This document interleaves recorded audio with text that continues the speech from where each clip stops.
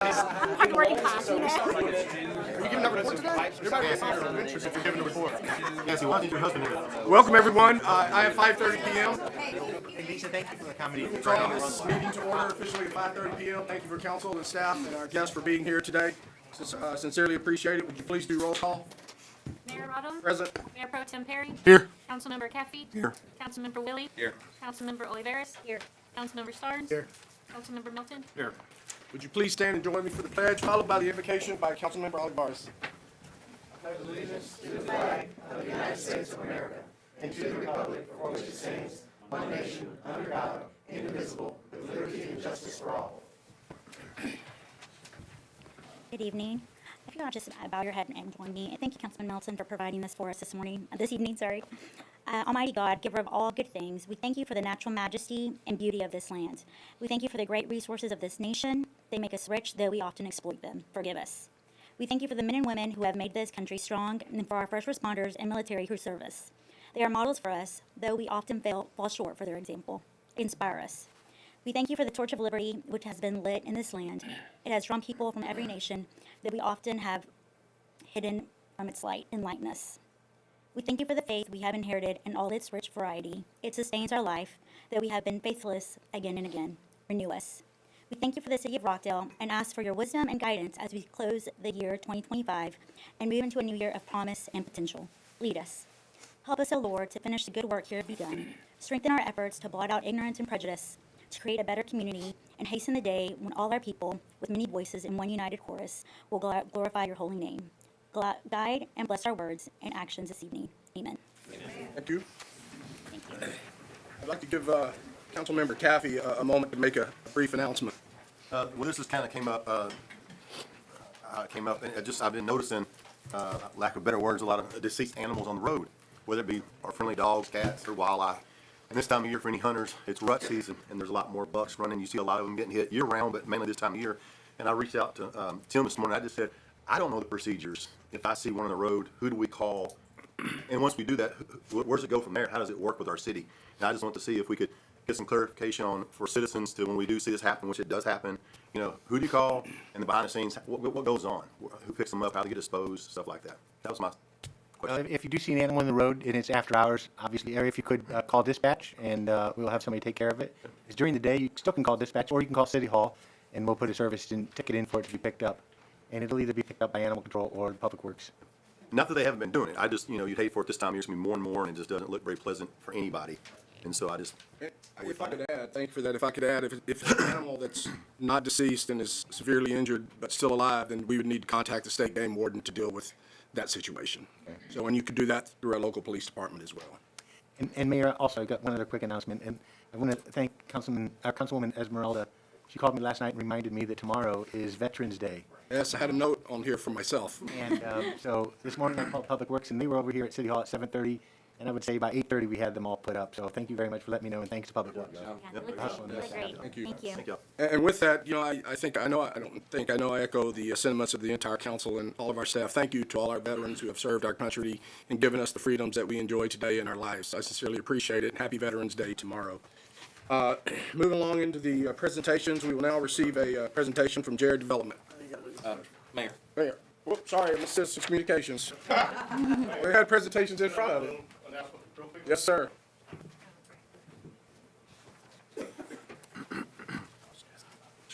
Mayor and council members, we looked for a while. Joseph Montalongo left us back in July this year, and after a search in Central Texas and applications from as far away as Washington State, we made a hire. Our new Assistant Public Works Director is Wayne Bonnet.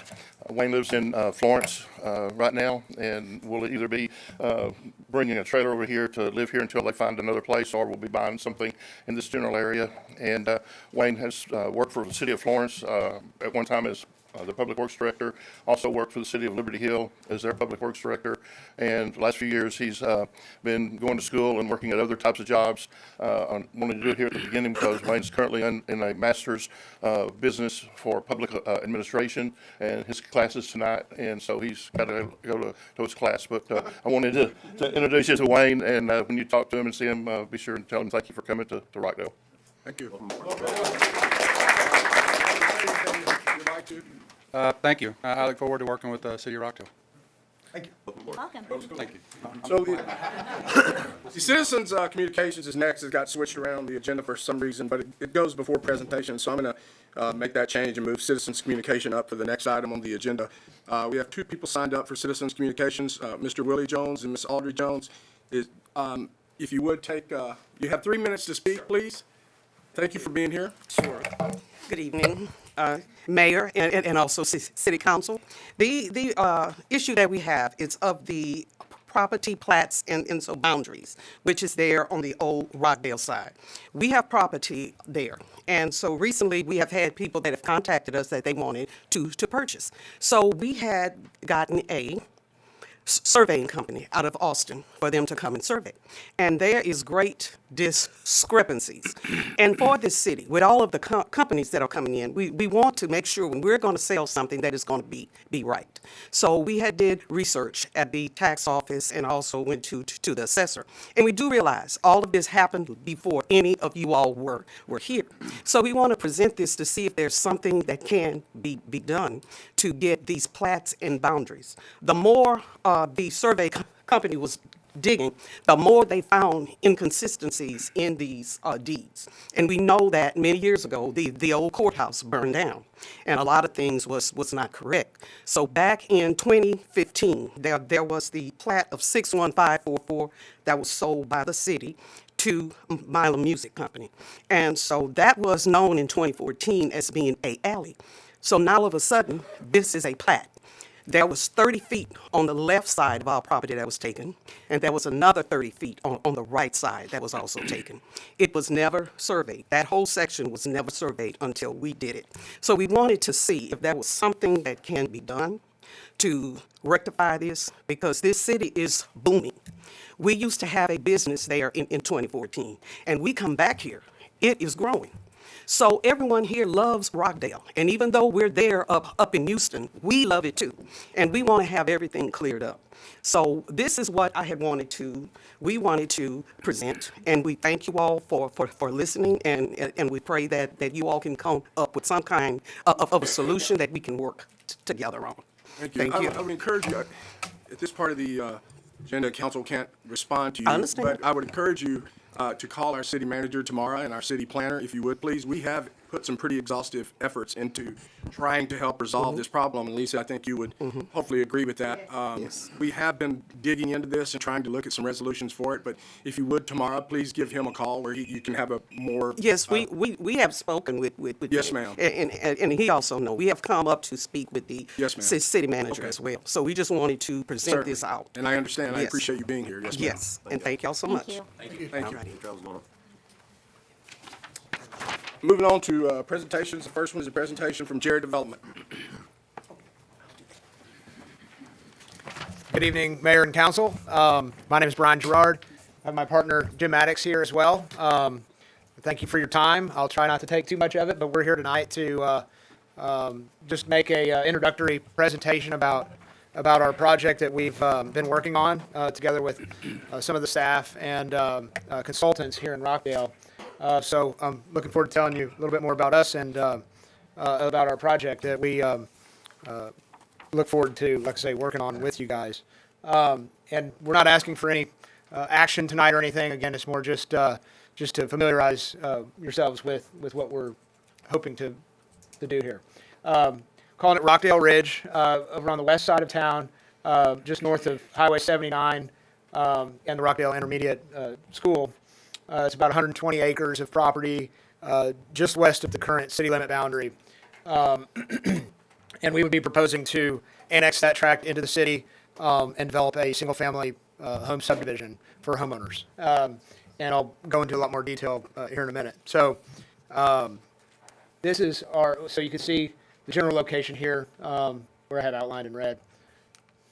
This is our land plan. It's sideways to try to maximize the paper here, but this land plan is going to undergo some changes. This was kind of our first stab at it, but we have a few changes to make based on a recent survey with some easements and things like that. But approximately 400 lots, give or take, based on the current size, while reserving room out for detention and amenity lakes, rec centers, things like that. little bit more about us. Like I say, my name is Brian Gerard. Been in the development industry for 20 years about, and I work together with a great team. Primarily, my partner Jim Maddox here, who is a veteran of the industry, and Jim Holcomb, another gentleman who is, I've worked with him my entire career, and very well versed team. Obviously, I'm the young one for us to get over 120 years of experience between us, but that tells you, how much those two have done over the years. We've won many awards. Primarily, most of our business has been in the Houston market.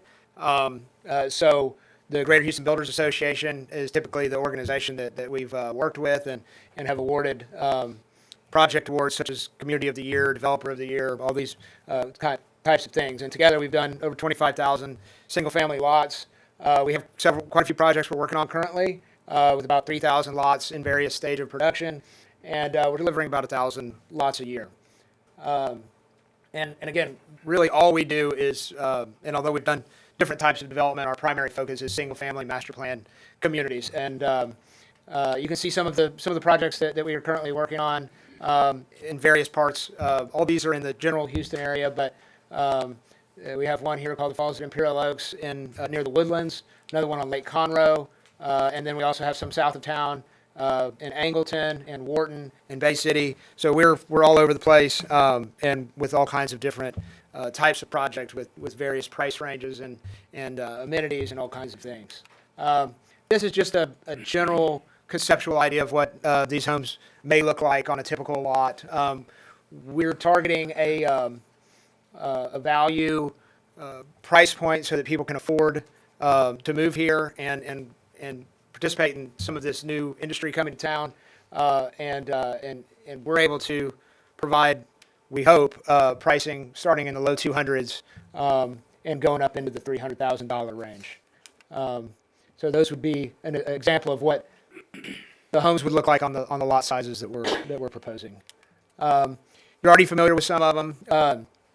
With Cornerstone and their development, similar price points, and that's a comparable offering to what we'd be looking at. I'm very excited about the amenities that we're proposing. We always like to go heavy on amenities. This is where people call home. We want them to be proud of where they live and build that community. We do a lot of community events, and we want people to congregate and get out with their neighbors and enjoy, the benefits of living in a new community. Things like an HOA pool, so it'll be a pool specifically for the residents, along with a pool house, entry monumentation and landscaping, and then a community park with some of these features that are already out there. We're going to modify them and enhance them, taking advantage of the existing ponds and things that are on the property, utilize it for both flood prevention and detention, protecting the downstream property owners, as well as amenitizing that with walking trails, fishing docks, picnic areas, a lot of outdoor type of amenities, play areas. Those are the types of things that we've found folks have been very receptive to. These are just a few examples of some of the items we've built in the past: splash pads, pools, playgrounds, fishing docks, dog parks, and entry monumentation. So we believe these are very important selling points to a new community. Just real basic development features. We'll be, developing things per code and per the development criteria here in the city, including curb and gutter streets, 30 feet in width, all underground utilities for both the wet utilities such as water and sewer and drainage, as well as the dry utilities, power, gas, telecom. There will be, and are already, of course, some overhead lines that have to serve the property, but internally it would all be underground. In order to make sure that the city is getting what it's looking for, we would propose a planned development district similar to what you did in Cornerstone. So we outline, exactly what the criteria needs to be, and going through the planning requirements and things like that to try to get the rules to mesh with the development. And so that would be something that we would work together on with your team, try to come back with something to council over the next couple months, and work out all the details. But generally speaking, a minimum lot size of 45 feet, but an average of a 50-foot width lot. So we may have some smaller and some bigger, but generally speaking, that 50-foot lot is kind of the sweet spot for bringing the product type that we believe the market demands. So infrastructure impacts. We've been working together with your engineers and planners and city manager here to identify a route to extend the water and sewer lines to the west side of town and upgrade some facilities in order to serve this tract. And so we're still going through some engineering and things like that, but believe we have a path to do that and utilize some of that excess capacity that the city has and help grow that tax base for the city. Probably wondering how do we get there? Of course, we have Highway 79 and then County Road 306.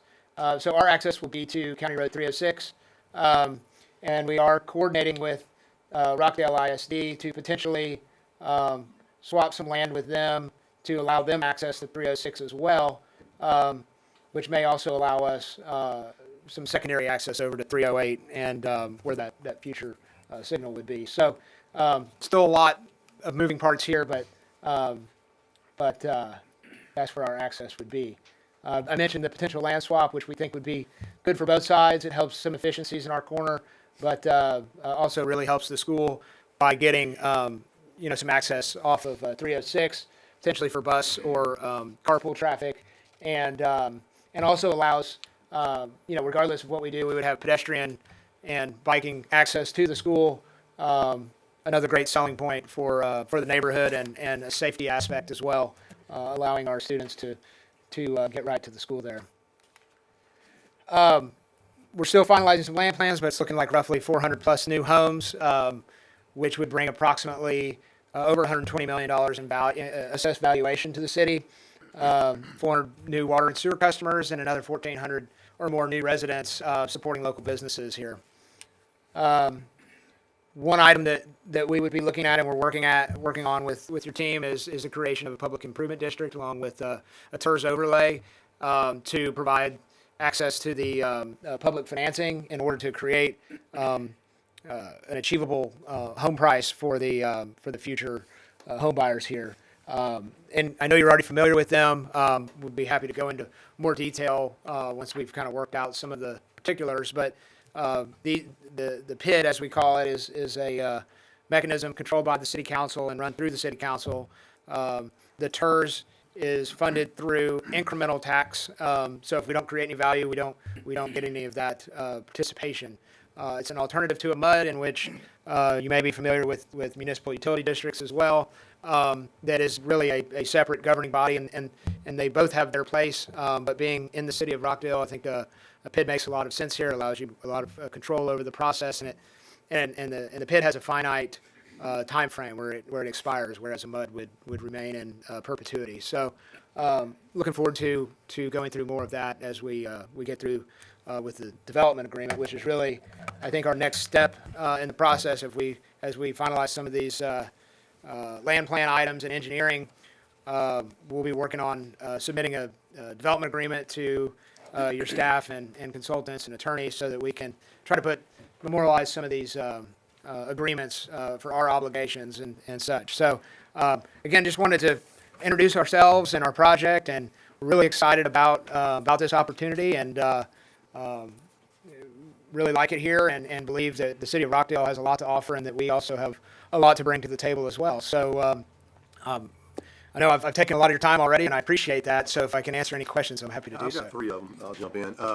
Are y'all under contract? Have you already purchased this? We're still under contract at this time. Who's the builder? Home builder? We have not selected a home builder yet. Do y'all usually have one you go with, or something this size here? Do y'all try to mix it in with a couple? We probably have two to three on something of this size. Try to get enough volume and enough product choices for the home buyers. It really just kind of depends on the volume and the velocity and the builders that we select. We work typically with production type home builders, so all the big names we work with, and a lot of the smaller names too. But something like this, you'd probably want to see, 60 to 100 homes a year, and there's only And so a lot of times that takes, multiple home builders to bring that kind of volumes. In this ballpark, if your contract goes through, and you close and you're supposed to close, when do you think you'd break ground on it? So a lot of it depends on how quickly we can get, plans and permitting and all the agreements hashed out. But we would be projecting to start early next year and having lots on by the end of the year next year and building homes immediately following that. So by the end of next year, we could be going vertical with homes would be our goal. I have two questions. Sure. I know we had these discussions when Cornerstone came in, and they have parks and trails, and those are available for anybody who lives in the city. When you were speaking about the swimming pool, then that would be the second pool that the city would have. But I sensed that I was hearing that the swimming pool would only be for people who live in that actual subdivision. Is that correct? I would assume that to be the case. Typically, that's how most cities prefer it. Pools are, they cost money to maintain, and then, of course, lifeguards and things like that. So typically, the pools, and with the liability and such, typically those pools are maintained and owned by the HOA. Certainly open to discussion if the city would like to participate in that. We would be, more than happy to have that discussion. I'm certainly open to that. Just not usually something that they want to. I'm not pushing that. I was just curious as to how that would be. Could people buy memberships perhaps if they didn't live in that subdivision? My other question is, you don't know the builders, but the conceptual looks of these show that a lot of the houses, maybe all the houses, at least have some component of brick or stone. Mm-hmm. Is that correct? I believe so. I believe for this market, we'd like to have some minimum masonry requirements, and so that's how we're projecting it to be. So, that's, I haven't, we haven't, like I say, selected a builder and finalized exact architectural styles, but the way the way our vision is on it, that it would have some minimum masonry requirements that are cohesive, let's say, with the traditional, housing product. I asked the question because we one time considered something else, and while whatever you call the wood, if you will, was Siding. supposed to be a cement-based product, it still has a certain look, and I think when you have brick and stone mixed in, it just makes for a nicer looking, I think, more character community. I agree with you. I think there's certain, and the farmhouse style got pretty popular for a while, and you can still kind of do some farmhouse with some brick, and but the brick and the stone doesn't ever seem to go out of style. So we're believers in that as well. Builders, some of your other developments, can you give us some examples of the builders you're working with? Absolutely, we work with really all the biggest names. What are the three most common that you work with? Lennar, D.R. Horton, David Weekley, Perry, Century, Stylecraft, MHI. You don't plan to use Lennar or D.R. Horton on these properties? Well, D.R. Horton already has their project, so I would imagine no. But we haven't, like I say, we haven't committed to anybody yet. We really feel like we need to get our answer a lot of these other questions first before we can truly say who's the best candidate. Because right now we don't have all of our costs, we don't have a lot of things yet. So it's a little early yet for. We have received interest from folks already, but it's still too early for us to have made any commitments to anybody. Is the city's land contiguous all the way to this right now? No, sir. I believe the city's land. City limits. Oh, the city limits. Yes, it runs up to the boundary of our site. So we can. Voluntarily annexing in is Yes, not an sir. issue. We got. That's my understanding. The western boundary for the city limits is the school, which is our eastern boundary, so we touch. And one for representative from the school here. Are you able to talk any about that relationship at this point, or is that later? With the school? Yes. Maddox has been in contact with them, and we do. Not to put the school or you guys on the spot. If you can't. That's No, fine. go ahead. I don't think we're hiding anything. No, trust me, we don't, we're not too old to hide stuff at this point. I met with the city and, three of the trustees, not the city, the school district, a couple of months ago. We like to get involved with the school district up front so they know what's going on. If we put 400 houses in there, they figure 1.7 kiddos per house, so you add another almost 600 kids. Well, that's 50% of the existing enrollment in the school. You've got 1,500 kids enrolled now. If we put 600 in, that makes a big change to what they could be looking at for housing for the kiddos. So I met with them originally 2 months ago. We have talked about doing this land swap. There's a piece. It's about 2.5 acres that we have that is south of where that big High Line easement runs. Brian, can you pull that thing back? Yeah, let's see here. think it's over here. And that's kind of Yeah, where my go, question was can going, you, 'cause I can you thought pull that the was one a that had great the two idea. triangles on it? Oh, yeah.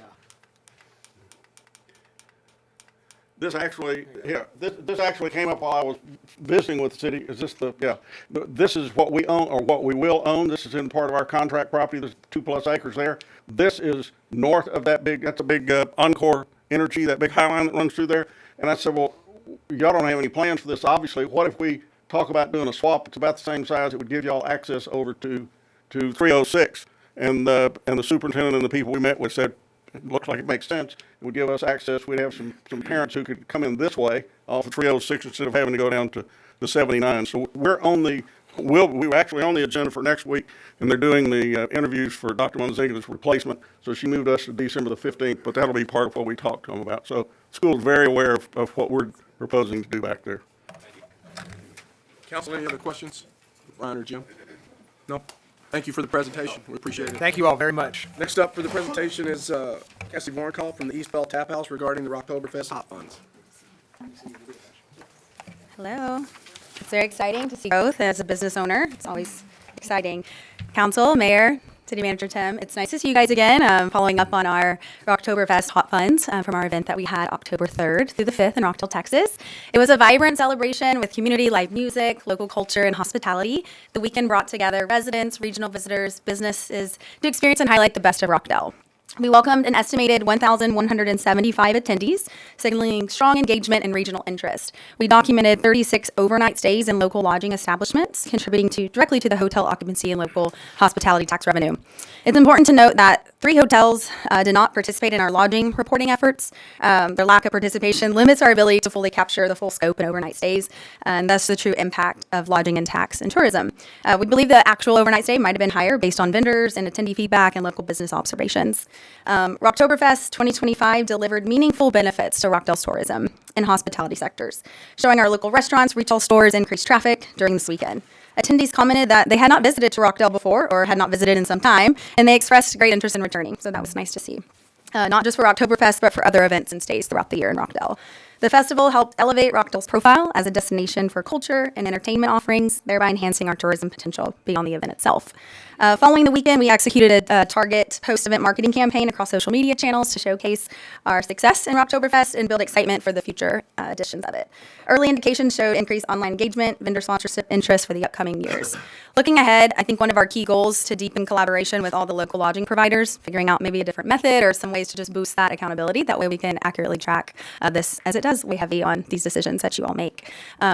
This will strengthen the measurement of overnight stays, hotel tax contributions, and tourism impact, thereby enhancing our abilities to demonstrate return on investment for hot fund allocations. In conclusion, Rocktoberfest 2025 affirmed the power of community-driven events to boost local tourism. It's hard running these events, being young people and using a lot on our own personal time and effort. So it takes a village for sure. With the city's continued support and the requested hot fund investment, we are positioned to build on this success, expand our reach, increase overnight stays, engage more lodging partners in the future, and further establish Rockdale as a thriving destination for art, music, and hospitality as well. I thank you, Council, and for your partnership and commitment to supporting events like these for us small town people that bring together and showcase our community and hopefully drive more tourism in the future. Thank you. Open for questions. Mayor, Council, I will let you know, we have not yet received their after event report, but as soon as I get that, I will forward that to y'all. Yeah, see, the 3 that you listed here that didn't report. Yeah. Did they indicate that they would and then they didn't come through? Yeah, by verbal commitment, dropping off the forms, talking to them, face to face, we'll track it. And the 3 that did it adequately, I would say. And then the others, when I visited with them this week and last week, they said we're not participating in that. So I have Is that, so is that something that, I think that's something we should track internally if we continue to not get participation from these same 3. And that's something to be noted when those 3 come knocking at the door. Yeah. For something, when they do, they will at some point. The form was lost or not filled out, and I mean, this is. Where's Sure Stay at? Which one's that? The Sure Stay is the Best Western. Best Western, yeah. Yes. Okay. Yeah. But luckily enough, we did track some ticket sales and some data from cell phones. We got 17 Dallas-Fort Worth, 42 Austin-Cedar Park, 13 Temple-Killeen, 26 from San Antonio, and 7 from Houston, just tracking data on the Eventbrite. But it's hard to. Any reason on the San Antonio? That just seems kind of. I don't know. Well, the headliner we had for our event has over, I would say, 3 million Spotify views. So the a lot of people would travel, I think, that 2.5, 3 hours to see. And that's something we really prided ourselves on this year. We want some bigger name entertainment. We still had our local great musicians entertain, but our big event was the Austin Need and the Ransom Brothers for that event. And it was exciting to see that and bring a big tour bus to sit in front of the Tap House. It was cool. Great presentation. Thank I'll you. say great presentation. Thank you, I appreciate it. Extremely thorough. I think your husband could have graced us with this. Presents maybe. You know. It's taking care of the kids. I have to say thank you. I attended the event the whole weekend. It was very professionally managed. It was a lot of fun. And also, Lisa Riggs in the library, thank you for setting up the police department, the fire department. And she had mobile equipment there from the city, from Precinct 3, and employees there from the city and Precinct 3, letting kiddos get on that equipment in a safe manner and interact with our police department, our fire department. It was very rewarding to see that. And I saw a lot of families having a really fun time during that event, so thank you. And thank you, Lisa. Thank you, yes. We'll do it again next year. Thank you guys so much. Thank you. Next is a presentation on the quarterly investment report. And Mayor, I ask that we table that till December. That is not Absolutely. ready to present. So. Council, any objections to tabling that? We'll consider that tabled until December. Presentation item number 4, fiscal year 2025-2026 budget issues and fund balance. So as I have let you all know, when we adopted the budget back in August, we had overstated the fund balance that we were expecting as of October 1, 2025. It was anticipated that the general fund balance was $3,147,000. The enterprise fund was $3,093,000, and then we used part of that fund balance in the budget itself.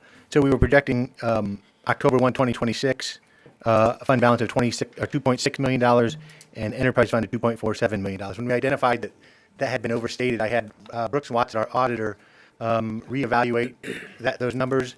And in the second row of numbers, you'll see where we actually stand.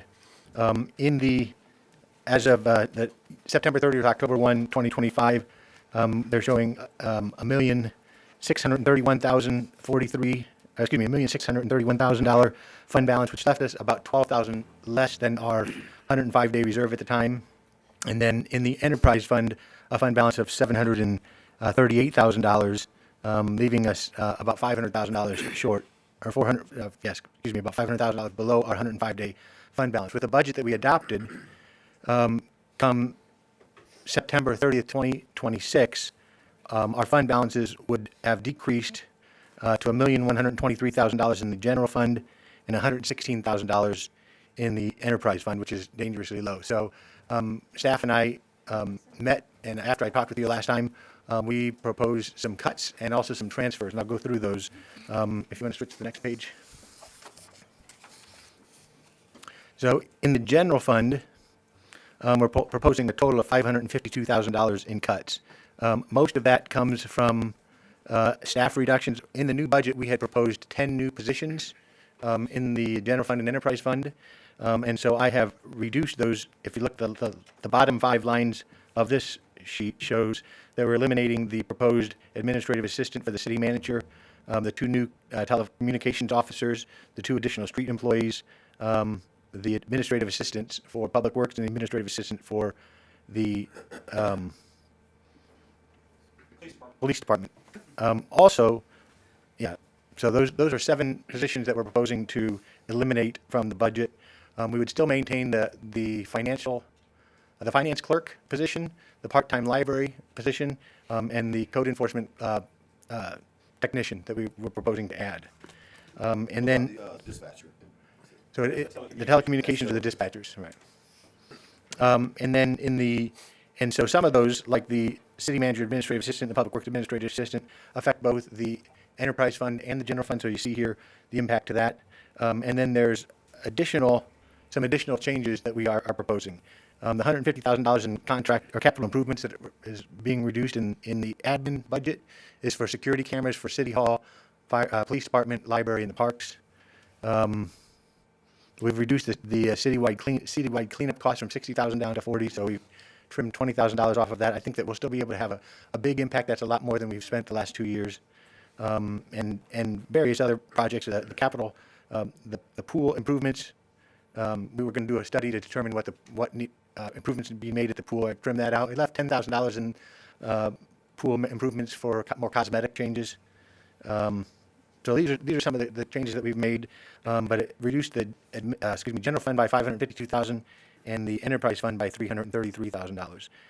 In the enterprise fund, one of the big changes that in the past, we've transferred $102,000 into our contingency fund, and I think it's 148 or 248 into our CIP fund. We're still doing the transfer to the CIP fund, but we eliminated the contingency fund. Basically, those both do the same thing, and so we're reducing that by about a third for those types of projects. And then additionally, in addition to that, in the enterprise fund debt service fund, that was carrying a very large fund balance, which is unnecessary to carry that there. So we're actually we're proposing to transfer $400,000 from that fund balance into the enterprise fund balance. I'm going to go back to the previous page. So with those proposed changes, the year-end 2025 fund balance for the general fund, instead of being $1,123,332, it boosts that ending fund balance to $1,675,000.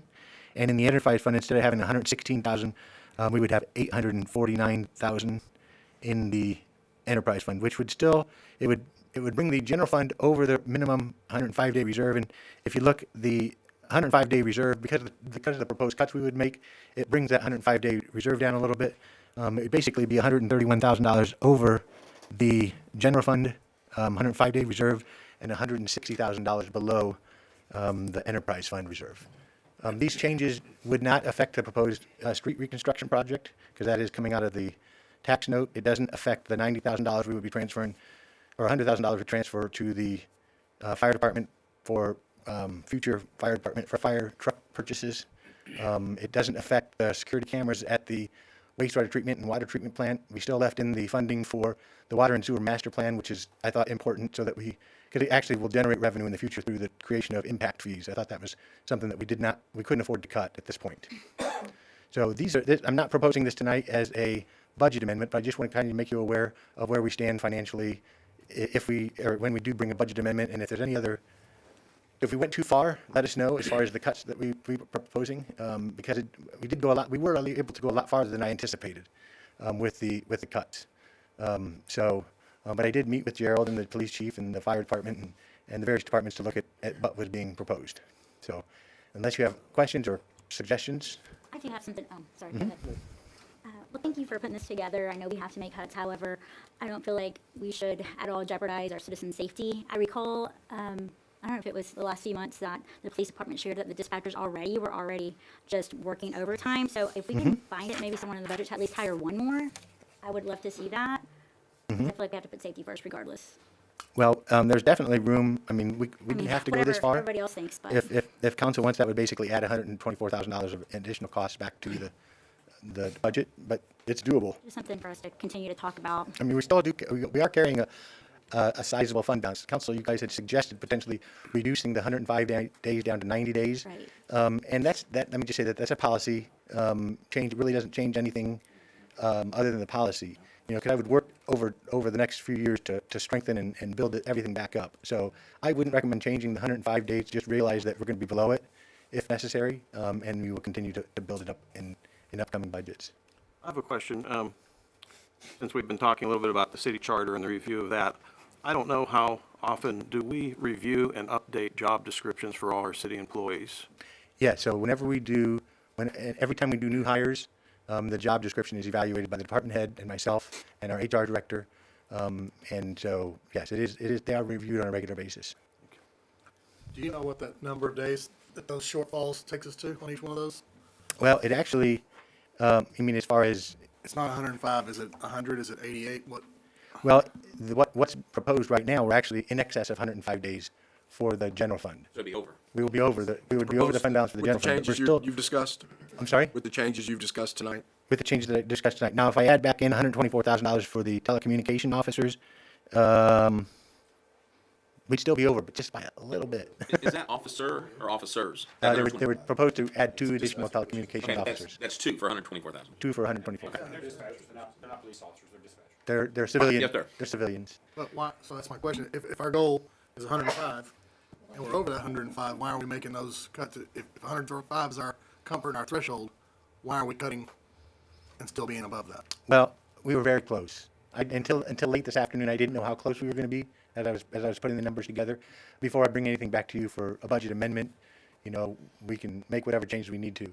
Also considering the fact that this is, like for instance, the telecommunication officers, this will affect this year's budget and it'll also affect every budget after that. And so, if our revenues, don't come in as projected, if we're short a little bit on our revenues, then we won't be as strong. So That was on the general, but on the enterprise fund, still short. we're still $160,000 short, and I would have to do the calculations to find out how many days that is. I'm going to estimate that's about 15% of 105, so we're probably at about 85 or close to between 85 and 90 days, where we currently would stand. So will you go back and evaluate the overage on the general over 105 and see what that equates to dollar-wise and see what we can put back in to, Starting with the two communication officers? Yes, and I'm kind of picking up a trend. So if we want to add the two telecommunications officers back in, we will rework these before we come back. But if there's any other changes, if we're below the 105-day reserve, it's not okay, but it's not the end of the world because we still have a over $1 million reserve. I think what it's about the dispatchers is that, and I know there was a lot of things we wanted in there, but just hearing in the past, what you said, and then also the mayor from his prior history through the fire department, it's a lot going on. And they do a lot, and they need breaks like anybody else, and I think that's something we all felt very strongly about, was to give them some help, so. Those were probably the next two that would have been added back in if I could have afforded to do that, or if I can afford to do that, or the street department employees. It's kind of a toss-up between that and the code enforcement, but I know code enforcement is really a problem as well, so.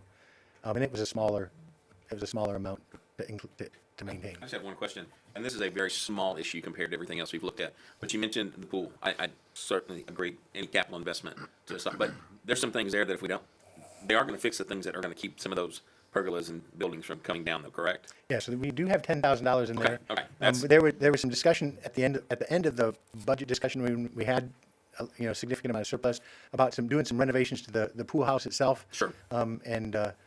Mr. Brenton had indicated that his concern was that there were maybe some more extensive issues that needed to have additional look at them that could be extensive in cost. And so, that study, that $10,000 for that, to do that further examination was not included. But we did include $10,000 to fix what we have that's more cosmetic or functional from around the pool and stuff like that. And again, I'm not trying to stress that that's a huge, but it's there. I would hate to see somebody get hurt if some of that failed.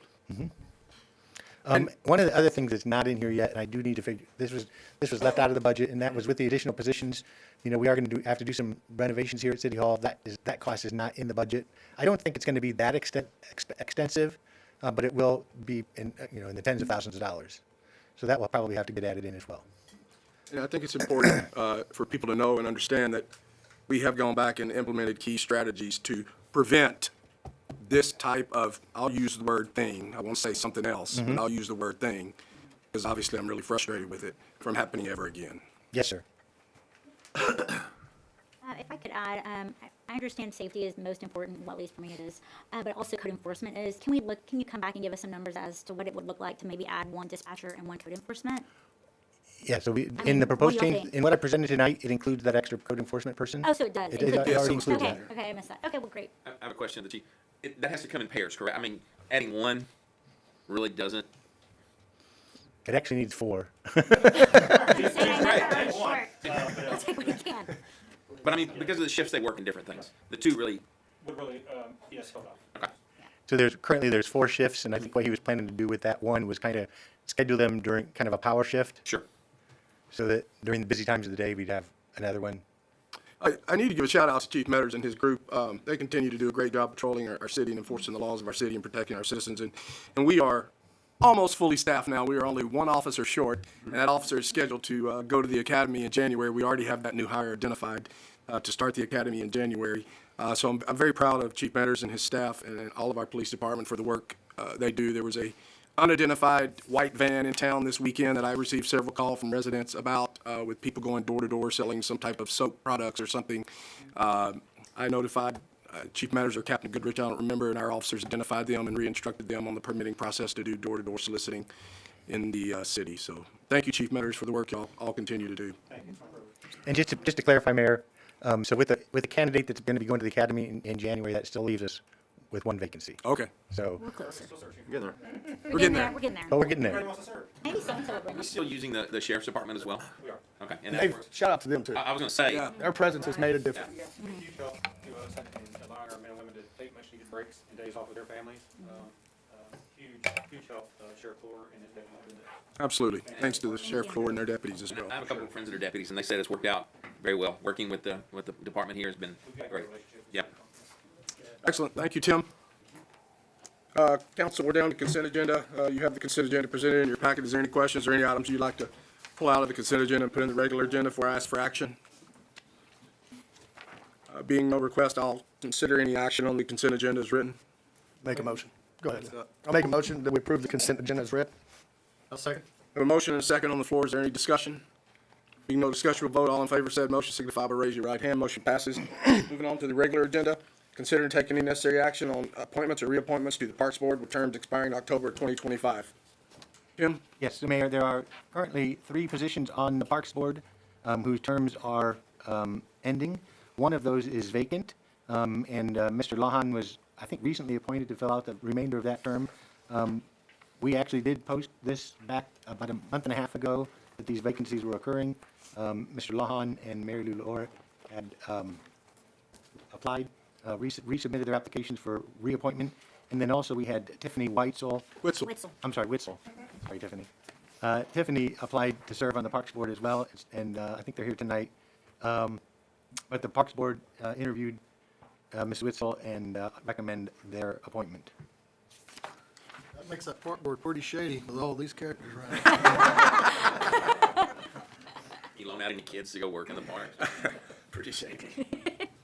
Council, any questions for Tim regarding his recommendations? So, if I understand, Mr. Lahan's position will be extended, and Ms. Witzel's is new, correct? Yes, there are two terms of existing board members that are expiring, Mr. Lahan and Ms. Lohr. And then, so those would be up for reappointment, and then Tiffany Witzel is a new appointment. And that would fill out that board. So you're recommending reappointing Mr. Lawhorn, Ms. Lair, and then a new appointee is Ms. Witzel. Is that what we understand? Yes, ma'am. Yes, sir. And how many positions are on that board? 4? There are 5, currently 5, there are five positions. And so does that They mean serve 3 2-year of them terms? in the future will come up at the same time again? I'm sorry? Does that mean 3 of them will come up again at the same? Yes, so Same those time? 3 will come up again 2 years from now, and then next year the other 2 will come up. I make a motion that we accept the staff recommendation for Mr. Lahan, Ms. Lair, and Mrs. Witzel to the Park Board Committee. I'll second. A motion and a second on the floor. Is there any discussion? Being no discussion, we'll vote. All in favor of said motion signify by raising your right hand. Motion passes. Tiffany, I understand you have a school board meeting. No, Booster Club meeting. Booster Club meeting. Thank you for attending. Thank you for Thank you for serving. your Thank you for service serving to the city. all of our Thank Parks you. Board Thank you. committee members. Please come to Veterans Day tomorrow if you have anything to do. It's at 10 at the high school. Thank you. Thank you. Thank you.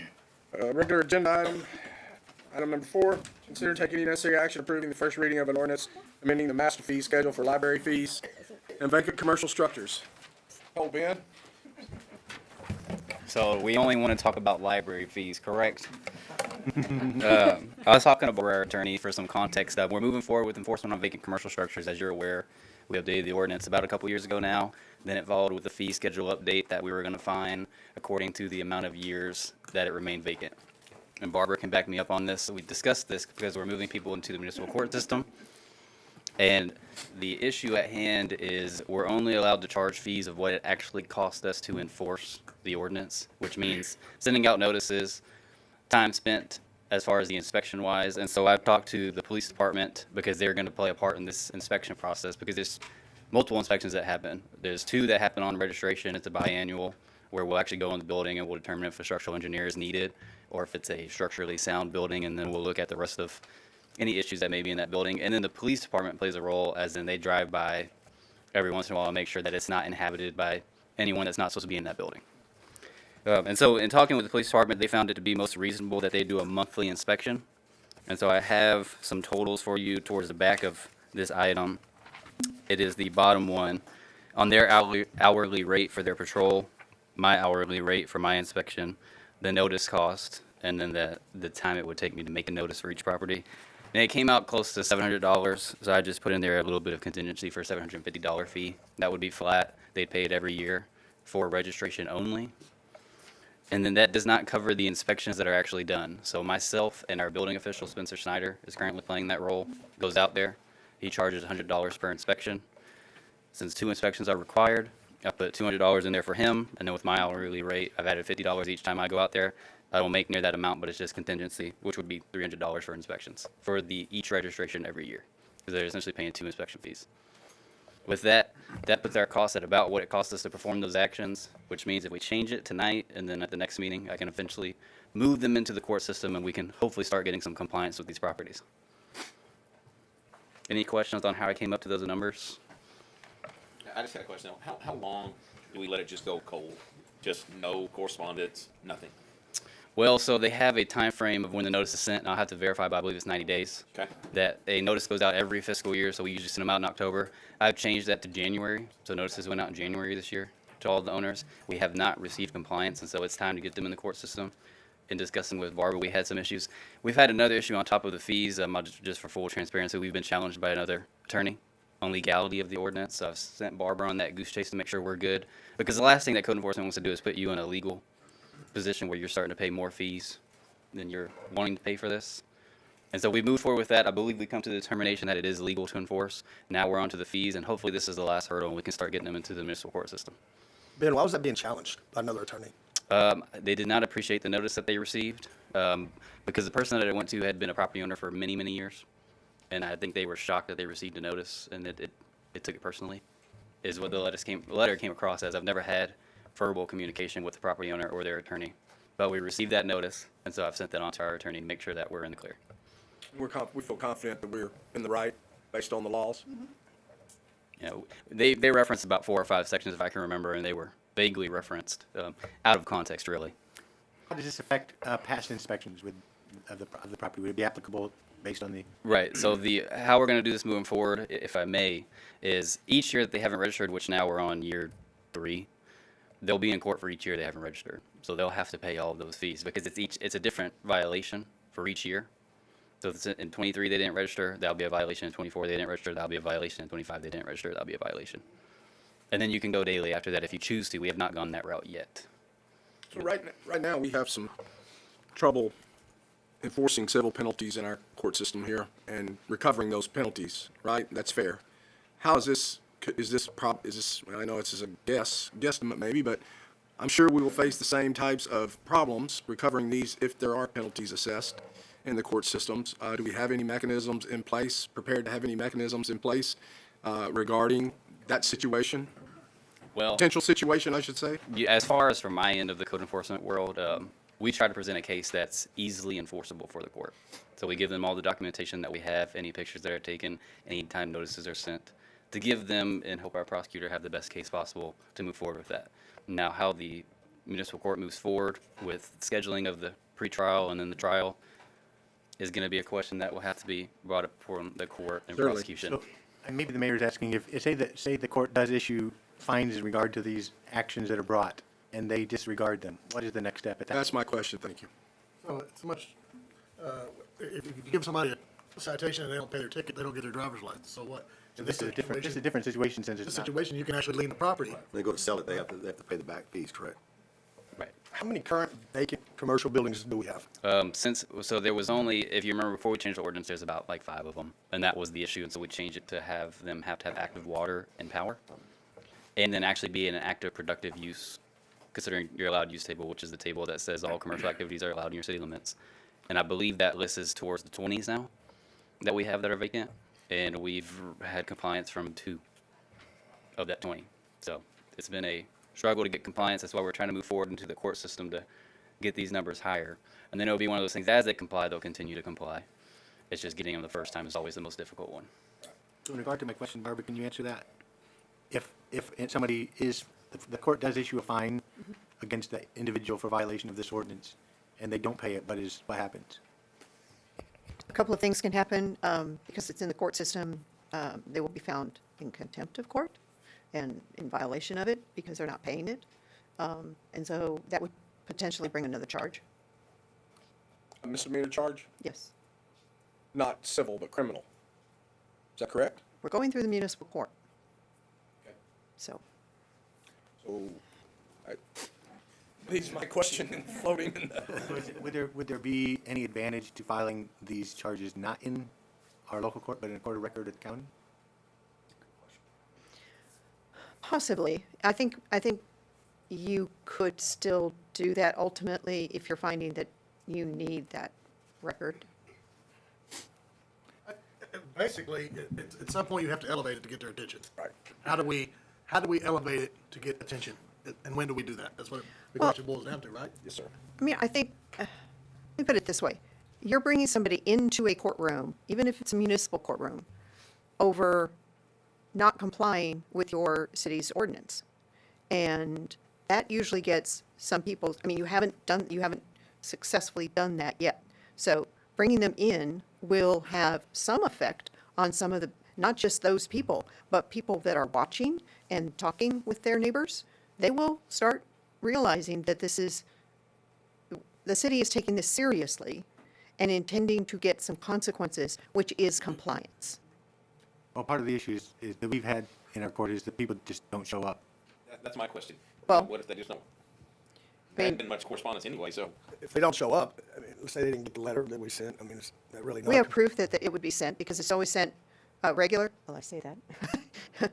It's sent regular and then certified return receipt requested.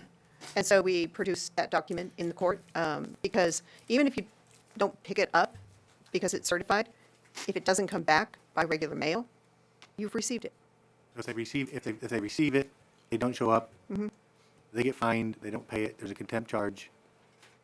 Is there any time that it would elevate to more than a misdemeanor? You're not allowed to do anything in the municipal court that is higher than a misdemeanor. So Ben, out of those 18, we just haven't, they're just dark, I mean, gone, we don't hear anything from them? No, haven't received responses from And most of them. and we're talking ever. over a year? Well, we started this 2 years ago. We were challenged late last year. We've made sure we're good, and then now we're at the fees. But yeah, we haven't had much compliance with this. Can he distribute that list to council? Was that? They put it up there last time. I was on it. I was gonna say you would remember. I got it right there. And he's one of our two, so everybody pat him on the back. So Ben. But that is a public record. If you like that, I can distribute that I'm list. curious, yeah, I mean, because you say 18, I think right off the top of my head, 3 or 4, but I mean. Well, and remember, some of these may have the appearance that they're not vacant. It's going to go both ways. Some of these have the appearance that they're not vacant, and they are, and then some have the appearance that there's someone not in there, but they're actually using that as a productive use. Some of the ones that have been used is they actually lease the space for a tenant for storage. Even though it's not a good use of the building, it's still an active use of the building, unfortunately, which removes them from that list. So there's some of those. But we can always discuss when you see the list if you think somebody should be on there. Does, in your opinion, I know we went through this several years ago, does a vacant building ordinance have in it, is it clearly definable of what a vacant structure is? And Yes. does it need any tweaking? The reason this has taken so long is we've been working on this for almost a year now to make sure that we're good on everything. And this is the last piece to move forward on this because we feel we might be challenged on this just because a lot of people have this property that they've had for so long and the city's never come after them. So since you're going to start something for the first time, you're usually going to be challenged at least by one person. That means we're doing something if they're challenging us. That's good. Right. And so we feel pretty comfortable. This was the only change that was brought up right before we were about to put them in court. We talked about the fines, and then that was when the red flag was raised that we need to change this before we put them in court. In the event that we are challenged, and let's say they prevail, are we responsible for their attorney fees? Yes, I believe so. Which Typically, is that's why what we we wanted to be careful. Because, yes, when you lose that court case, we're responsible for all their court fees. I thought that there's some immunity cities had. Is that correct, Barbara? We do. We have some immunities, but if the underlying basis, I mean, I don't know what all they're going to come up with as far as challenges, but if they can challenge it such that you disregarded certain things, basically that you should have been doing, you could potentially take on that one. If you were trying to enforce an illegal ordinance. Yes. Right, yeah, if it was found that the ordinance wasn't constitutional in some manner, then you would be responsible for their fees. And I have a question for Jim Gibson. I know we have two new restaurants slated, preparing to open downtown, both in current vacant buildings. I don't know if they meet the terms of the vacant building, but they're both vacant buildings. Anything else upcoming that you know of and can speak of with downtown buildings? Okay, council, you have this before you to either consider take. We also have library fees on this same ordinance. Oh, We snuck her in.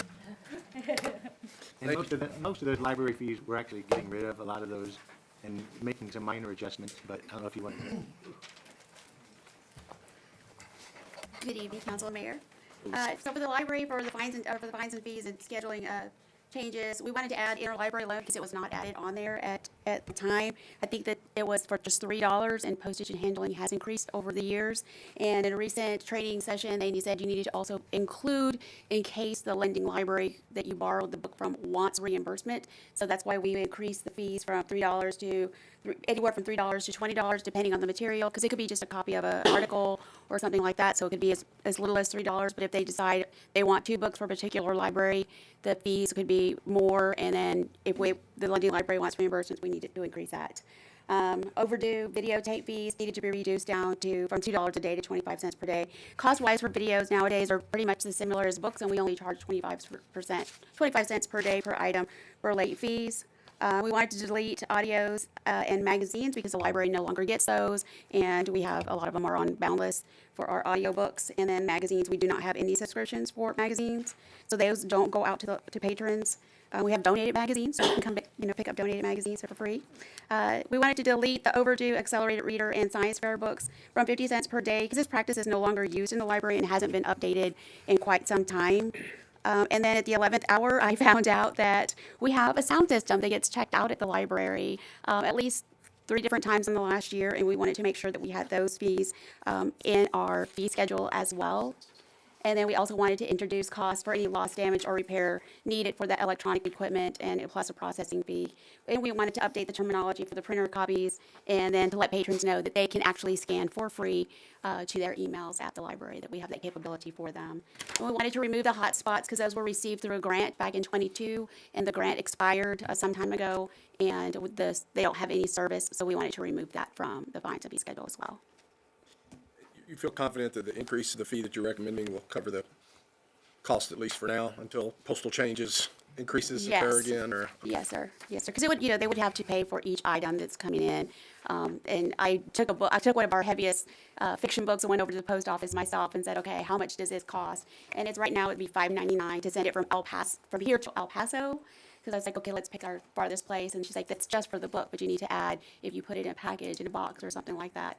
So it could be anywhere, $7 that it would go out and it would go to them. And this would be something that, later on and maybe in our next budget, we could actually have an interlibrary loan fee, and then we could apply for reimbursement through the Texas State and Library Archives Commission reimbursement program for the next fiscal year. Okay. Council, any questions for Lisa? I just want to thank you. I mean, the library seems to become so relevant now in the downtown area. I love it. I love it. It's a great place to be. Everybody talks about the library. The kids know. We see kids every day at my center, and they go to the library. They did all the summer stuff. So great job. Thank you. Thank you. Today we did outreach over to the Rockdale Estates and got 10 new library card signups, and also got one of the patrons to sign up for the Texas Talking Book Program, which is through the state, which will give them some large print books for free with free postage and handling for that. I have a question, maybe Tim or for Barbara. Council, unless you have any other questions for Lisa regarding this agenda item. My council's in regards to, since this is 2 separate items on one agenda item, does this require 2 separate motions? No, it's really just one ordinance. Okay. The amendment to the master fee schedule is Okay. one All right. ordinance. Thank you. Council, prefer to take any action on this item? Make a motion that we approve the first reading of the vacant commercial fee schedule as well as the adjusted library fee schedule as presented. Second. A motion and a second on the floor. Is there any discussion? Being no discussion, we'll vote. All in favor of said motion signify by raising your right hand. Motion passes. Agenda item number 5, consider and take any necessary action approving the first reading of an ordinance amending sections 2.02.001, definitions 2.01.009, pens or coops for fowl, rabbits, or other non-livestock animals, 2.05.031, and 2.07.001, providing for definitions for fowl to exclude roosters and the requirements for their owners. Tim? So, Council, thank you for your input at the last meeting. Barbara has put together an ordinance, I think, that reflects what you all talked about. This basically it prohibits keeping roosters in the city, and it also includes a requirement for the hutch or coop in regard to where it might be located in the property. But there was one question, and that was in regard to Section 2, there's an exception, and Barbara raised the question if you had an FFA project that might include a rooster, if you wanted to exclude that, exempt that, or not. Is that correct? Are there any exemptions that you'd like to include for roosters? They raise them for that? I have never seen a rooster in an FFA, a livestock show. Chickens. Well, then perhaps. I'll say this, that coming to city council, I counted 4 roosters at Dairy Queen. They were underneath the carport right in front of the door all night. They were roosters. In the mornings, I have breakfast there at the casino. They travel from somewhere. They come in, they come in front of the dollar store. Right there by the front door. Yeah. That's the black one. Well, there you go. So if you end up adopting this, or approving the first reading tonight, then for the second reading, we would take out that exception line item before it's I've final. never seen any roosters. If you make an exception, you'll have a lot of exceptions. Yeah. My question is, what are we gonna do when we pick these things up? What are we gonna do with them? Who do we call? Who do we call? What do we do with them? Well, Champions Drive. What do we call animal control? that would be animal control that would pick them up and hold I'm them, sure you can and find then, a farmer. like, if we identify who the owner is, we'd issue them a citation. And either if they're just chickens, we would return them. If they're roosters, they wouldn't be returned. Is that? That's correct. That's correct. And then Would it be appropriate and applicable to consider if this first reading and the second reading does pass and this ordinance does change in regard to no roosters, to give a grace period for people who have roosters in the city limits to rehome them? Right. And I just to add to that, maybe some education in the paper, the roosters. That way everybody knows, because there's a lot of people that have roosters. That way they're not surprised with, knock at the door. I would Education. propose, as opposed to new ordinance in place, start finding people. We consider as a council and as mayor, giving a, 30-day grace period to find a rehome for those animals. But typically, I don't want to speak for the chief, but I would imagine if they find somebody in violation, they're going to issue a warning to begin with. They would normally issue a warning. Okay. And that individual would have a certain period of time to make those arrangements. And Because our goal is compliance, right? And so first off would be education, and make sure that they are aware of the new ordinance, and then after that would be enforcement. So that's covered in the way you're managing that process now. I wouldn't propose putting some kind of moratorium on enforcement, because we want to start enforcing it right away. Okay, that's fair. That doesn't mean that we will come down with a hammer right away. Fair enough. Thank you. So, just to clarify, what are we gonna do with these roosters once we get them? Do you need some roosters? No, I don't need any, but I wanna make sure If you want to try to catch one, you let me know. that we're getting them, rehoming them, or getting, in the right way. And I don't need any, I think that's important, especially if I own those roosters. I don't think Councilmember Starnes is looking for an answer or not, but he's bringing up a point. There's a valid point of concern. I think we need to have a plan, right? Yes, sir. So, Is there a way to communicate with Ideal Poultry, since we have a rather healthy chicken business in the county? Is there any way that they could maybe help us to not contribute any more to the problem? that's, Yeah, if we could communicate in other words, that's where people are getting their chickens from? That's where some are, at least, yeah. Yeah, so we would communicate that to them, and then also that might be a home for roosters that we might pick up. That's a good idea. I like those. okay. Council, any other questions? Or Barbara, do you have something to say? No, I'm just taking it all in. Council, any other questions or comments regarding this agenda item? Being none, I'll consider action on agenda item number 5. You would be voting to approve the first reading. I make a motion, we approve the first reading of the ordinance pertaining to roosters and chickens in the city limits, as presented. I'll second that. A motion and a second on the floor. Is there any discussion? Being no discussion, we'll vote. All in favor of said motion signify by raising your right hand. Motion passes. Agenda item number 6, consider taking any necessary action to approve a development agreement with Liberty 3D LLC regarding development at 712 North Wilcox Street, Rockdale, Texas. Ben, All right, we have Jason here with Liberty 3D, and I'll let him speak to you guys in just a minute, but I'll give you an overview of what this is about. So there's a property located at 712 North Wilcox right now. There's been some dirt work that's been done out there, but it's still vacant, and it's proposed to be 14 lots. Jason is a 3D home builder, and he brought this idea to us probably about a year and a half ago now. They're in the preliminary plat stage. They've worked through their financing, which is specified in this agreement what they're doing, because they're going to put some financing down. What he's proposed is 100% in an SBA-backed bond with an additional 10% in an escrow account that's going to cover the infrastructure cost, so that way he can move forward with this final plating. And that will secure that if he does not put that infrastructure in, then we have the funding to put whatever is left in, so that way that those lots can actually be developed. In this development agreement, I've been working with Barbara, and then I've also been working with Aoka Engineering, who does our inspections for Cornerstone, on how to inspect these 3D homes, because it is new. And what they've come across is they've recommended we put them to the 2024 international codes, that 2024 IRC, which is the International Residential Code, and the 2024 IBC, which is the International Building Code. They have sections in there that essentially allow whomever adopts those codes to require any additional information that you need to feel comfortable with moving forward. So what we would lean on heavily is the engineering of these buildings. I had a couple of questions. I seem to recall a year and a half ago, we discussed and approved an initial plat. That was the preliminary plat. And so what's happening now is the construction phase, as far as the infrastructure, all of the horizontal work goes in. Okay. Usually what would be happening right now is you would be seeing the water and sewer being installed. As their financing doesn't allow for them to fully commit to that, they're proposing actually financial mechanisms. So that way it provides a city surety that that infrastructure will get in, and it allows them to move forward with final platting and building before actually having to install that. And I think you answered my other question that I had highlighted here in the agenda report regarding working with our attorney and Aoka to set the standard that would regulate the construction type. That's the 2024 That's right. code requirements. Right. So we're under 2018 right now, and we could do the same thing with 2018, is what Aoka has told us. But we feel more comfortable going with the 2024 since 3D homes is such a new item. It predates 2018 a little bit. It still kind of predates 2024, and they're working on standards at the moment. But specifically for concrete homes, there's not a set standard. But again, the codes say that you can require whatever you need to ensure that it's a quality building. And who decides that? You would lean heavily on your engineers. So those there'd be an engineer that would give you the documentation on how that building's going to be constructed, their engineer, and then our engineer would also review it. So you have two engineers looking at it. And there's already an approved SBA loan, or is it under application?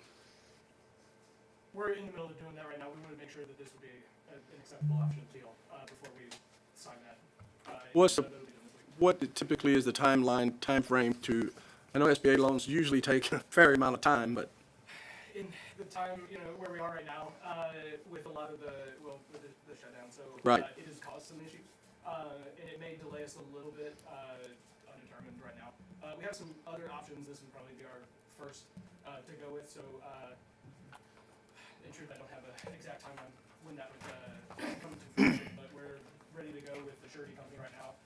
To that point, so it would just be them approving that SBA bond. The bottom line is that we want to make sure that the city has the protection of the surety, the bond, or so that if the infrastructure that's needed to support the new homes is not built, that our taxpayers and ratepayers aren't paying for it. That was my next question. Is 10% the correct amount to cover the cost of that infrastructure if something was to, I pray it doesn't. I always want to. Well, you have it's 100% and Okay. 10%. Okay, plus 10%. Right, and all of those costs are given by their engineer, and that's how they get to that estimate. Okay. And on the city's end, where is the city with, that stretch of North Wilcox, I think, is a really poor stretch as far as potholes and whatnot. I have witnessed a lot of speeding. There's some bends that go through there. That's right where we have Little League baseball fields. Is there any plans that the city has, or where does that street rank as far as getting improvements for increased traffic? Well, I know as far as the staff evaluation, staff has evaluated all the streets, and now the planning commission is working on their evaluation, and they'll give city council a list of their recommendations. I believe staff ranked it as poor, and we'll see how the planning commission ranks that, because what they'll do is they'll give you a list of what their recommendations on each year of the streets based on the funding that we'll have, and then you'll make that final determination. But I believe it was a poor street in staff's opinion. This is the property on the right-hand side as you're going towards the baseball field, right when you leave the pavement, correct? That's right, yeah. Yeah. There was some drainage concern. Has that been addressed with y'all's civil engineers? Yes, their preliminary plat calls for their drainage. It actually altered it towards the northern part of those lots, or actually it'd be eastern part of those lots. Okay. Towards the cemetery side is where that drainage is going to. Okay. Thanks for answering my questions. Appreciate it. And to the mayor's question, it's 100% of the loan value plus 10%. How do we substantiate that that's, don't take us offensively, that that's remotely close to what we're going to be into it once we go halfway into it? How do we determine that value is ample? Well, it would be determined at the time that they get that financing, and so it would be determined by their engineer. We'd also have our engineer review that to make sure that those numbers are correct. I'd have to speak with Barbara if there's a time frame of when that, because as we know, cost increases, so you can only have surety at the moment. Sure. But I think from the city standpoint, we should do our due diligence. If their engineer says it's worth $100,000 and our engineer says it's worth, wait a minute, that should be worth $400,000. We should, for his sake and our sake, we should know that, try to address that on the front end. So I would like to see somebody, from an engineering standpoint, look at it on the city's behalf and say, yes, we're in the same ballpark, or no, we're Right, not. and they always do. It happens with Cornerstone, and it'll happen with them. We always have our engineers look at Is that. that KSA that does that? We've been using KPA for those. Okay. And so this is to approve a development agreement. this doesn't come back to us or anything, right? Not unless amendments are needed. And has Barbara looked at this? Barbara is the creator of this. You created this. Jason sent the preliminary, and then we've revised it significantly to add the protections that the city needs. Upset. I'll make a motion that would take the staff recommendation for approval of the development agreement, subject to adding language set the minimum standard that 3D homes must be built to. Second that motion. We have a motion and a second on the floor. Is there any discussion? Being no discussion, we'll vote. All in favor, said motion signify by raising your right hand. Motion passes. Agenda item number 7. Consider taking any necessary action on awarding the bid for the East Cameron Lift Station. Gerald?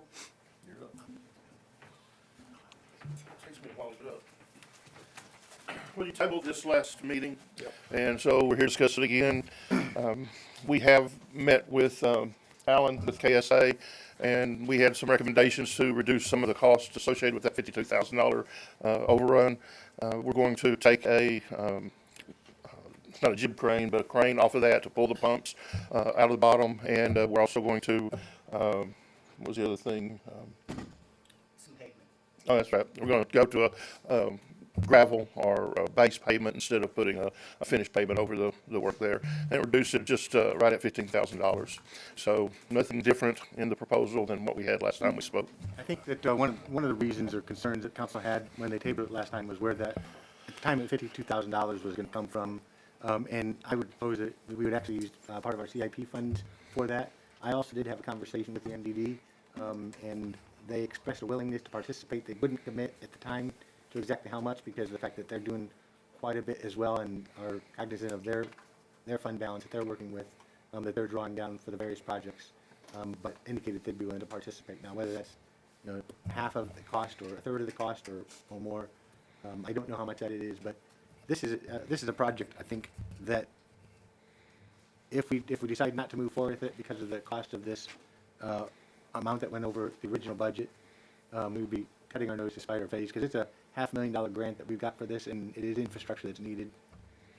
So I do Pay for it at some point, correct? I do recommend it that we. I would think if we took the long route, we'd probably end up paying more. Piecemealing it and continue to repair. And no doubt about that whatsoever. No. And based on the bids that we did get, there was the initial bid, and then even the spread in the final bids that we received. It would be concerning that a year from now we'd be paying significantly more. Council, any other questions for Tim or Gerald? So reduce the 52 over to 37? Is that Yes, sir. Right. And I did, at the last meeting, I did tell you that I would bring this back to y'all. Normally I wouldn't. If council approves the award, then we would move into the contract stage. I can if you'd like me to, but it's up to y'all if you want me to bring it back before we sign the contract. I mean, if the contract is going to reflect the information that we're receiving tonight, I don't know unless council disagrees, well, we would need to see it again. Okay. I appreciate that offer. How do you say the name of the company? I'm sorry. How do you say it? The How do you pronounce the name of the company? Ario? That's not my expertise. Okay. I move that we accept the staff's recommendation and award the project to Adway Corporation. We have a motion and a second on the floor. Is there any discussion? Being no discussion, we'll vote. All in favor said motion signify. Motion passes. Thank y'all very much. Thank you, Gerald. Appreciate y'all working to bring that cost down. Yeah, every bit helps. Let's see, we are on agenda item number 8. Consider taking any necessary action approving a change order. Number 3 for the sidewalk improvement project. The only change, I'm sorry. I was gonna say, this, y'all considered change order number 3 at the last meeting and approved it. This is kind of an amended change order number 3, correct? Yes, because of the length of the delivery time for the handrails. It's not going to be able to be completed in the time frame that was set in the contract. And we had two options. One was for the city to buy the handrails and then get reimbursed for them at the end, or to extend the contract and let the contractor pay for the handrails and then close the contract out at the end of that. So this change order does not change anything, any price based on what has been previously? It's basically $0, but extending the length of the contract. Yes, sir, that's correct. And how far out do we have to extend? 5 months, 6 months. No cost. And even if we do this extension out of the contract, even if the cost of handrail material and installation goes up, we're still locked into no cost increase? Yes, sir. Well, it's KSA, but it's not Allen. Yes, sir, it's a contracted price. Okay. And the extension, I don't know all of these, but like on Post Oak Savannah, I needed a 30-day extension, but their extensions are all 6 months. So probably the same with these types of grants also. They have a specific period that you ask for, not just what you're looking for. It's not anticipated to take that long. But you're asking for a 6-month extension? Is that what I'm hearing you say? No, it's from, yes. Up to May Yes, it 31st, is. 2026. Okay. And does this put us contrary to any, is there any grants or fund money that's affected by this? If we don't close this out by a certain amount, we don't get that funding? I believe we're in line with that. I mean, I don't think that there's going to be any, well, No, I don't believe this is going to impact us. Really, when you get impacted is when you turn some down, like if we had not given the contract out or won the contract for the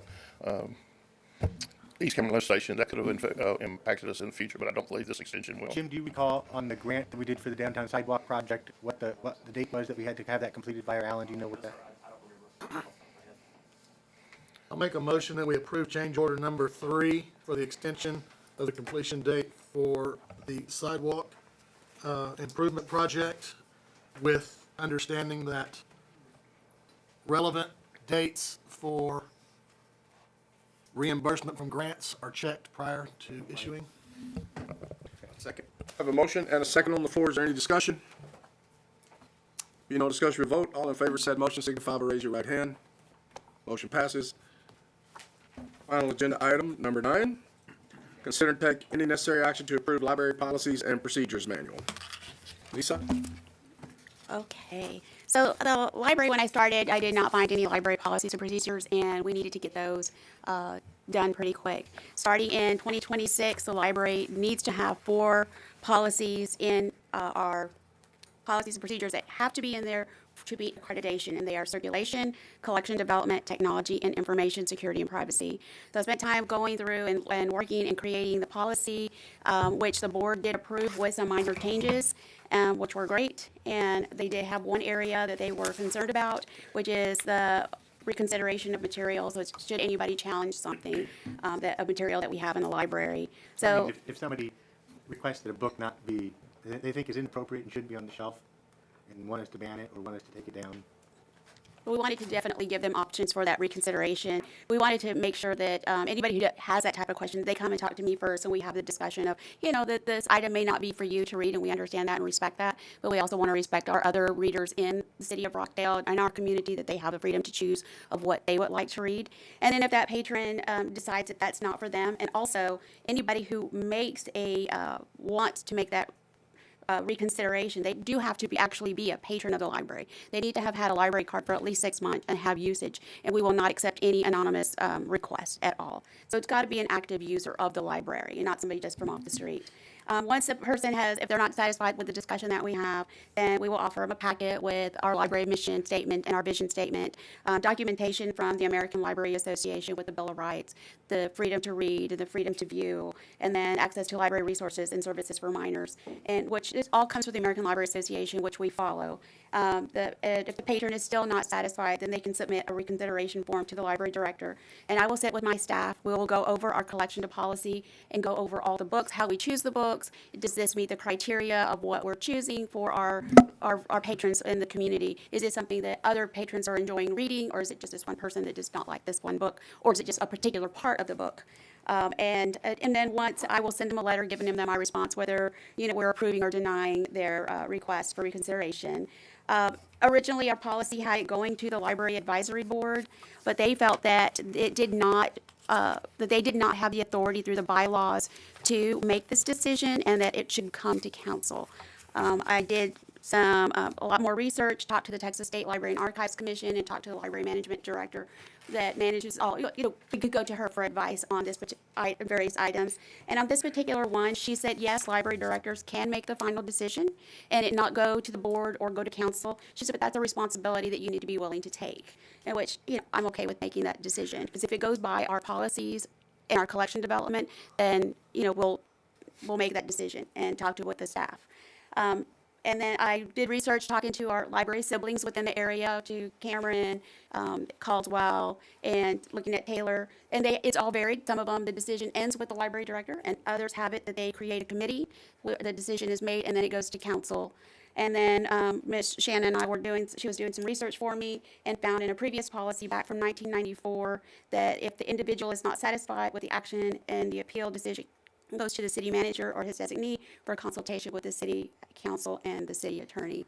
I come before you to ask for guidance in this situation on how we should proceed with this. In the original policy that I wrote, it said the library will review the case in consultation with the director within 98 days of the reconsideration if the board chooses to address the appeal. And this is where they decided that it needed to come to council and that they did not have the authority.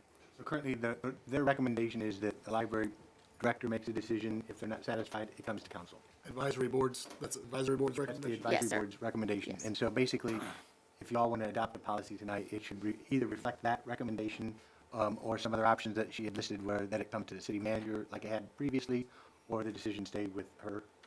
Or you could say that it goes to the advisory board. That might require some amendments to their bylaws. Are you looking for adoption tonight? Or are you looking for feedback so you can go back and draft one of these options because you haven't read into it? I would love adoption, Okay. simply because I just feel like there's other policies in here that we do need to put into place to protect the library and therefore protecting the city. And in the reconsideration process, it's also, there's questions on there. Have you, for the person who is making this request, it can't, be just, well, it's just this one part. You need to read the whole thing. How is the context? Are you recommending that the item be moved maybe from the children's area to junior area, or from the junior area to the young adult? We let them give us what their recommendation is, and then we'll go back and look at our policy and to see whether it meets the area or the target audience of where that book should be. Have you seen in the last 3 years how many requests for reconsideration there have been? And really none. We haven't had any. It doesn't happen. And in my time in Hutto, I only had one, and it was on, 50 Shades of Grey, and it wasn't even the book, it was the movie, where I had patrons hiding it here and there so people couldn't check it out. And after discussion. In my opinion, I honestly don't know why our diligent city manager couldn't handle this and not be an action item to come before council to. I don't think it lines to go to him. We hired this lady and she's doing a fabulous job. Fair enough. Let her do her job. Yep. She said she was fine making that decision. I'm good with that. So, but it's one of these three options, if I understand. That you can choose from, yes. Okay, so the Whether it option can- I just described was what I'm gonna call the first bullet point, right?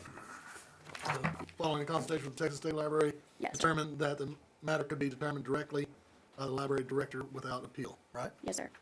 Okay. Any other comments on this, or questions on this agenda item? I didn't cut, did you have other stuff that you want to go over in a? The rest of the policy is, we have, code of conduct for our patrons, if anybody's out of line, we have backup within our policy. If anybody says, show me in your policies, I want to be able to pull this out and say it's right here in our policies. That's why I asked for approval tonight. Certainly. And I would just applaud Lisa for the time that she put into putting this together, and her committee for the time. They had probably 2 meetings reviewing this and discussing it before making a recommendation, so thank you. Thank you. I have learned more about, again, I echo them to applaud. I just told Brad, I said, there's a lot to know about running the library. Yes, sir. Very impressive. Thank you. Very impressive. I love it. I'll make a motion, go ahead. No, I was just gonna ask if she had anything else she wanted to convey to us, or. I do want to, I want to brag a little bit, if it's okay. Absolutely, please. So I don't, you know how well you read our, our little letter that we send you all at the end of the month and stuff. But October, September and October have been really exciting. In Rockdale, we have a population of 5,600 people, and we have over 3,000 active library cards in the library. And right now, 51 of them are out of county. The rest of them are in Milam County and Rockdale. So to me, it's awesome and it's exciting. And the ladies that I work with are outstanding. They inform every patron that comes in of what goes on in the library. We are adding and trying new things. We had our city manager come for story time last week. It was awesome. It was great. And our kids loved it and our parents enjoyed seeing our city manager coming into the library and doing story time with them. And we do, Ms. Esme's come to our story time as well.